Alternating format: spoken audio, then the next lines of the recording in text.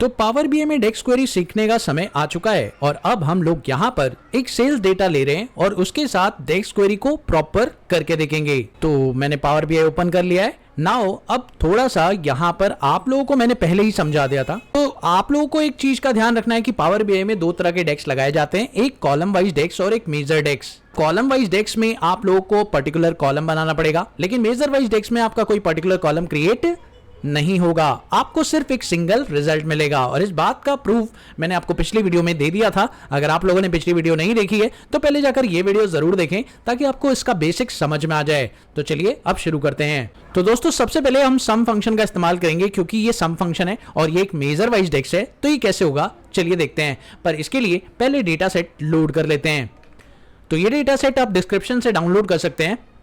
Gate data पर जाता हूं, जो कि ये डेटा है, आप देख सकते हैं इसे मैंने ओपन कर लिया है। एंड नाउ नेक्स्ट कर देते हैं और जैसे ही ये डेटा आप लोगों के सामने आ जाएगा आप लोगों को सेल्स डेटा दिखाई देगा। नाउ फाइनली अब आपको करना है इसे लोड, और लोड करने के बाद आपको इस पर अपनी डेक्स क्वेरी अप्लाई करनी है। तो चलिए एक एक करके डेक्स क्वेरी को अप्लाई करते हैं और चेक करते हैं। तो जैसा कि पहला फंक्शन यहां पर आ रहा है टोटल सेल्स, और आप लोगों को यहां पे दिखाई दे रहा है कि टोटल सेल्स एक मेजर वाइज क्वेरी है जिसमें आपको एक ही रिजल्ट मिलने वाला है।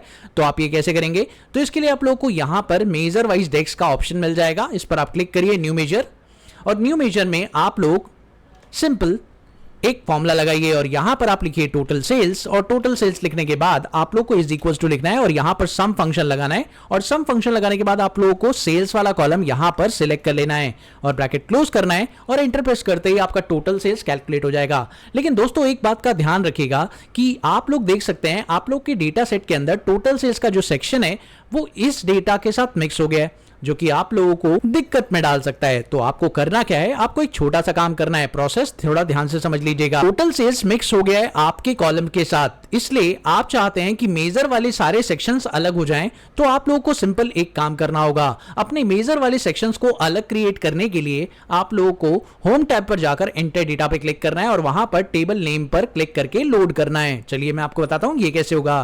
तो अगर आप चाहते हैं कि जो जितना भी मेजर वाला सेक्शन है वो आपका एक अलग सेक्शन क्रिएट हो जाए, इसलिए आप लोग को होम टैब पे जाना है और यहां पर आप लोगों को एंटर डेटा पे क्लिक करना है। एंटर डेटा पे क्लिक करने के बाद बस आपको कुछ भी यहां पर टेबल का नाम रख देना है मेजर वाइज डेक्स।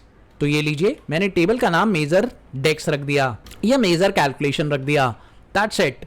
और अब आपको इसे नेक्स्ट कर देना है। जैसे आप नेक्स्ट करेंगे और क्रिएट कर देंगे तो ये आपका एक सेक्शन आपके डेटा सेट के अंदर क्रिएट कर देगा। ये देख सकते हैं मेजर कैलकुलेशन का है, इसे क्लोज एंड अप्लाई करेंगे। नाउ फाइनली अब आप चेक कर सकते हैं कि आपके डेटा में एक और सेक्शन यहां पर क्रिएट हो चुका है, दैट इज मेजर कैलकुलेशन का। अब आपको करना यह है टोटल सेल्स सेक्शन को मेजर सेक्शन में मूव करना है। तो आपको क्या करना पड़ेगा, जस्ट इस पे क्लिक करना है। क्लिक करने के बाद आपको यहां पर मेजर टूल का एक ऑप्शन दिखेगा। मेजर टूल के ऑप्शन में आपको होम टेबल दिखाई देगी जो कि आपकी सेल्स डेटा है। आपको यहां पर इसे मेजर कैलकुलेशन कर देना है। जैसे आप ये करेंगे आपका ये जो सेक्शन है ये मूव होकर मेजर कैलकुलेशन में चला जाएगा।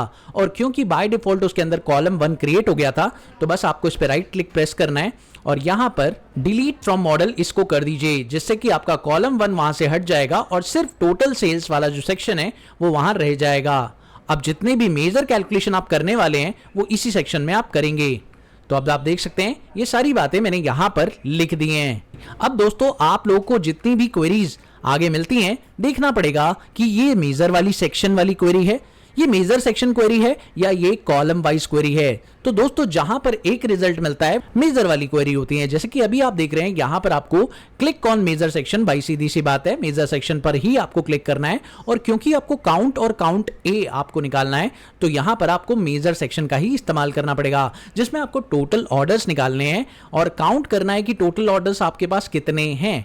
तो ये कैसे देख सकते हैं, इसके लिए आप लोग एक और छोटा सा काम कर सकते हैं। अगर आप अपनी रिपोर्ट्स को चेक भी करना चाहते हैं साथ साथ तो आप एक टेबल प्रिपेयर कर लीजिए और टेबल में अपने टोटल सेल्स को डालिए। तो आप देख सकते हैं यहाँ पर आपको टोटल सेल्स दिखाई दे रही है। इसी तरीके से अब आपको मेजर सेक्शन में एक और कैलकुलेशन करनी है। इसके लिए आप लोग मेजर सेक्शन पे क्लिक करिए और न्यू मेजर पे क्लिक करके अब आप अपना नया कैलकुलेशन बना लीजिए टोटल ऑर्डर का। और टोटल ऑर्डर निकालने के लिए आप लोगों को क्या करना है, यहाँ पर टोटल ऑर्डर्स सेक्शन बनाने के लिए आपको इज इक्वल्स टू फॉर्मूला लगाना है काउंट का। और काउंट किसको करना है भाई, काउंट करना है आपको ऑर्डर आईडी को। तो ऑर्डर आईडी सेक्शन आप लोग के पास है, ब्रैकेट क्लोज करिए एंड एंटर प्रेस करिए, तो ये सेक्शन आप लोग का यहां पर क्रिएट हो गया। अब आपको इसे सिर्फ टिक करना है। जैसे ही टिक करेंगे तो आपको पता चल जाएगा कि टोटल नंबर ऑफ ऑर्डर्स कितने हैं आपके डेटा सेट के अंदर, ठीक है। उसके अलावा अगर आपको एक और सेक्शन यहां पे क्रिएट करना है तो भाई सीधी सी बात है, आप लोग फिर से न्यू मेजर पे क्लिक करेंगे एंड नाउ न्यू मेजर पे क्लिक करने के बाद अब आपको टोटल कस्टमर जानने हैं कि आपके कितने हैं। तो ये कैसे पता चलेगा, इसके लिए आप लोग यहां पर टोटल कस्टमर का एक ऑप्शन क्रिएट कर लेंगे। तो टोटल कस्टमर आप बनाएंगे और उसके बाद इज इक्वल्स टू आप लोग यहां पर काउंट ए लगा देंगे, बिकॉज आप लोग काउंट ए इसलिए लगा रहे हैं, टेक्सचुअल डेटा काउंट कर सकता है इसीलिए आप लोग यहां पे काउंट ए फंक्शन लगा रहे हैं। और उसके बाद आप लोग को फर्स्ट नेम का कॉलम सिलेक्ट करना है और ब्रैकेट क्लोज करना है और एंटर प्रेस कर देना है। तो यहां पर आप लोगों का ये सेक्शन क्रिएट हो गया और टोटल कस्टमर को भी आप इसमें रख लीजिए। देखिए यहां पर टोटल कस्टमर 28 आ रहा है। अब ऐसा क्यों है, बिकॉज कुछ कस्टमर्स का जो डेटा है वो खाली है। मैं आपको दिखाना चाहूंगा, टेबल व्यू में एक बार जाइए और यहां पर अपने डेटा सेट को एक बार चेक करिए तो देख सकते हैं फर्स्ट नेम में कुछ सेक्शंस खाली हैं।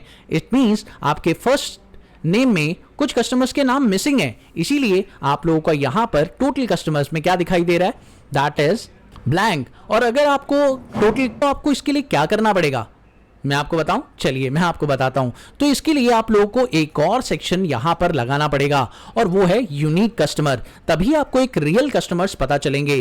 क्योंकि अभी अगर मैं आपको दिखाऊं, आपने कस्टमर आईडी रखी होती है। अब आप सोच रहे हैं कस्टमर आईडी आप रख तो देते, लेकिन एक समस्या है कस्टमर आईडी में, आपको प्रॉब्लम ये दिखाई देगी लास्ट में कुछ डेटा रिपीट भी हो रहा है। आप देख सकते हैं यहां पर 3, 4 and 5 customers bar bar repeat हो रहे हैं डेटा सेट के अंदर। इट मींस, और यहां देखिए 1 भी रिपीट हो रहा है, तो it means customers repeated basis पर यहां दिए हुए हैं। तो आप ऐसे इस पूरे कॉलम को एज इट इज नहीं ले सकते।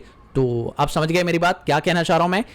इसीलिए मैंने कस्टमर आईडी को नहीं लिया था। तो अब आपको क्या करना होगा, यहां पर मेजर कैलकुलेशन पर आप क्लिक करेंगे और यहां पे न्यू मेजर पर क्लिक करके आप डिस्टिंक्ट काउंट निकालेंगे। यानी अब आपको यूनिक कस्टमर्स निकालने हैं जो एक्चुअली आपके डेटा सेट में हैं।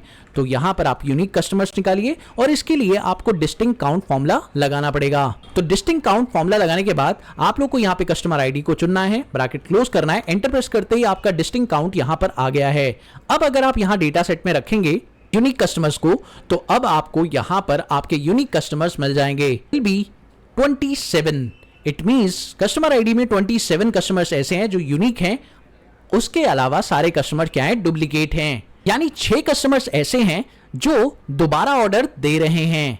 तो आपको अगर पता लगाना है कि आपके एक्चुअल कस्टमर्स कितने हैं, तो आपको डिस्टिंक्ट काउंट लगाना बहुत जरूरी है, क्योंकि एक कस्टमर्स आपके 2 बार ऑर्डर भी दे सकते हैं। और अगर आपको ऑल कस्टमर्स जानना है फिर भी, तो आप चाहें तो इसके लिए फॉर्मूला यूज कर सकते हैं, काउंट ए, और आप कस्टमर आईडी को डाल दीजिए, तो कोई दिक्कत नहीं है। आप यहां पर सारे कस्टमर जानना चाहते हैं, चाहे उन्होंने रिपीट दिया हो चाहे नहीं दिया हो, तो उसके लिए आप लोग मेजर कैलकुलेशन पे फिर से क्लिक करिए और यहां पे न्यू मेजर पे क्लिक करके इस फॉर्मूले को अप्लाई कर दीजिए। Now hit enter. और अब आप चेक कर सकते हैं, अगर आपको इस सेक्शन को मैं डालूं तो आप देखिए टोटल 33 कस्टमर्स आपको दिखाई दे रहे हैं, बट रियलिटी में एक्चुअल जो कस्टमर्स हैं वो 27 है, बाकी जो कस्टमर्स हैं वो सिर्फ रिपीट हो रहे हैं। क्लियर है। तो फंडा बड़ा सिंपल सा था, इस तरीके से आपने ये वाला सेक्शन कंप्लीट किया। तो ये था इसका फर्स्ट वीडियो, बात करेंगे नेक्स्ट वीडियो में और फिर आपको और क्वेरी समझाएंगे। तो देखते रहिए, सीखते रहिए और चैनल को सब्सक्राइब करना ना भूलें, ताकि आगे डिक्स क्वेरी का और इंफॉर्मेशन मैं आपको अच्छे से दे सकूं। Thank you so much for watching this video. Have a wonderful day दोस्तों। Happy learning. बाय।